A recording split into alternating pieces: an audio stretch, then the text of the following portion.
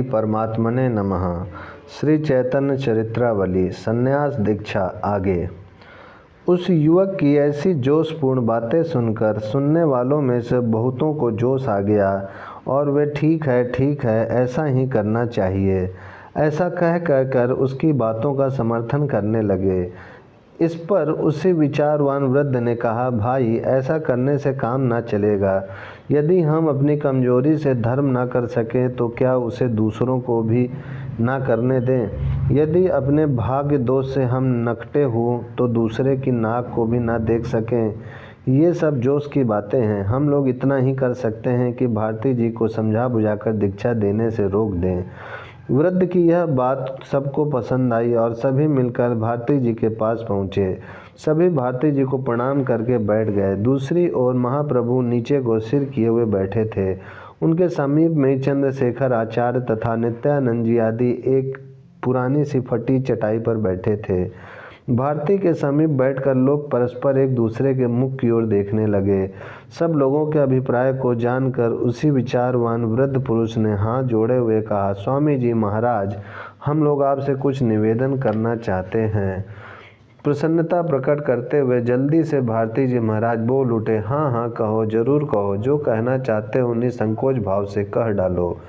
वृद्ध ने कहा, महाराज आप सब कुछ जानते हैं, आपसे कोई बात छिपी थोड़े ही है।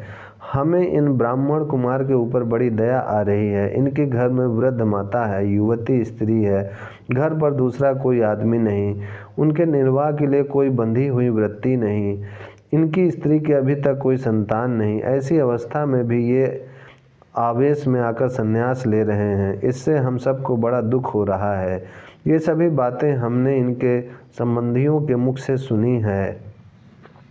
आपसे भी ये बातें छिपी ना होंगी। इसीलिए हमारी यही प्रार्थना है कि ये चाहे कितना भी आग्रह करें, आप इन्हें संन्यास दीक्षा कभी न दें।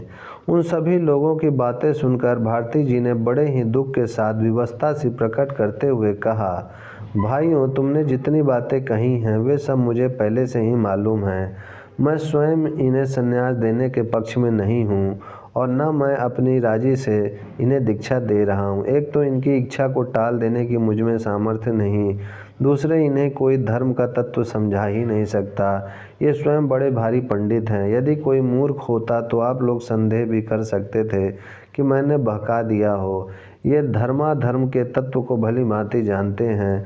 गृहस्थी में रहते हुए भी वर्ण आश्रम धर्म का पालन करते हुए ये वेदों में बताए हुए कर्मों के द्वारा अपने धर्म का आचरण कर सकते हैं, किंतु अब तो ये महात्याग की दीक्षा के ही लिए तुले हुए हैं। मेरी शक्ति के बाहर की बात है। हाँ, आप लोग स्वयं इन्हें समझावें। यदि ये आप लोगों की बात मानकर घर लौटने को राजी हो जाएंगे तो मुझे बड़ी भारी प्रसन्नता होगी। आप लोग इस बात को तो हृदय से निकाल ही दीजिए कि मैं स्वयं इन्हें दीक्षा दे रहा हूँ। यह देखो, इनके सामने जो ये आचार्य बैठे हुए हैं, ये इनके पिता के समान सगे मौसा होते हैं।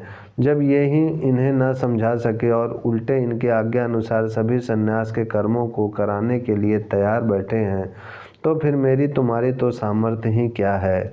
भारती जी के मुख से ऐसी युक्ति युक्त बातें सुनकर सभी प्रभु के मुख से और मुख की ओर कातर दृष्टि से निहारने लगे। बहुत से पुरुष तो प्रभु की ऐसी दशा देखकर रो रहे थे। प्रभु ने उन सभी ग्रामवासियों को अपने स्नेह के कारण दुखी देखकर बड़े ही कातर वाणी में कहा, भाइयों, आप मेरे आत्मीय हैं, सखा हैं, बंधु हैं। आपका मेरे ऊपर इतना अधिक स्नेह है, यह सोचकर मेरा हृदय गदगद हो उठा है।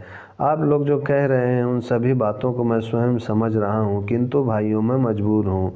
मैं अब अपने वश में नहीं हूँ। श्री कृष्ण मुझे पकड़ कर ले आए हैं। आप सभी भाई ऐसा आशीर्वाद दीजिए कि मैं अपने प्यारे श्री कृष्ण को पा सकूँ। मैं वृंदावन में जाऊँगा, ब्रजवासियों के घरों से टुकड़े मांगकर खाऊंगा, वृंदावन के बाहर कदम के वृक्ष के नीचे वास करूंगा, यमुना जी का सुंदर श्याम रंग वाला स्वच्छ जल पीऊंगा और अहनिरस श्री कृष्ण के सुमधुर नामों का संकीर्तन करूंगा। जब तक मेरे प्राण प्यारे श्री कृष्ण न मिलेंगे तब तक मैं सुखी नहीं हो सकता, मुझे शांति नहीं मिल सकती। श्री कृष्ण विरह में मेरे हृदय जल रहा है। वह श्री कृष्ण के सुंदर शीतल सम्मिलन मुख सुख से ही शांत हो सकेगा। आप सभी एक बार हृदय से मुझे आशीर्वाद दें। यह कहते कहते प्रभु जोरों से भगवान के नामों का उच्चारण करते करते बड़े ही करुण स्वर से क्रदन करने लगे। सभी मनुष्य मंत्र मुग्ध से बन गए। आगे और किसी को कुछ कहने का साहस ही नहीं हुआ। जब लोगों ने देखा कि महाप्रभु किसी प्रकार भी बिना संन्यास लिए नहीं मानेंगे, तो सभी ने उनके इस शुभ काम में सहायता करने का निश्चय किया। भारती जी से पूछकर कोई तो आसपास के सन्यासियों को बुलाने चला गया, कोई पूजन की सामग्री के ही लिए दौड़ पड़ा, कोई जल्दी से केला और आम्र पल्लव ही ले आया, कोई दूध की हांडी ही उठा लाया, कोई बहुत सी मिठाई ही ले आया। इस प्रकार बात की बात में ही भारती जी का संपूर्ण आश्रम खाद्य पदार्थों से तथा पूजन की सामग्री से भर गया। जिसके घर में जो भी चीज़ थी वह उसी को लेकर आश्रम में आ पहुंचा। एक और हलवाई भंडारे के लिए भोज पदार्थ बनाने लगा और दूसरी ओर सन्यासी और पंडित मिलकर सन्यास की दीक्षा के निमित्त वेदी आदि बनाने लगे। ओम शांति शांति शांति।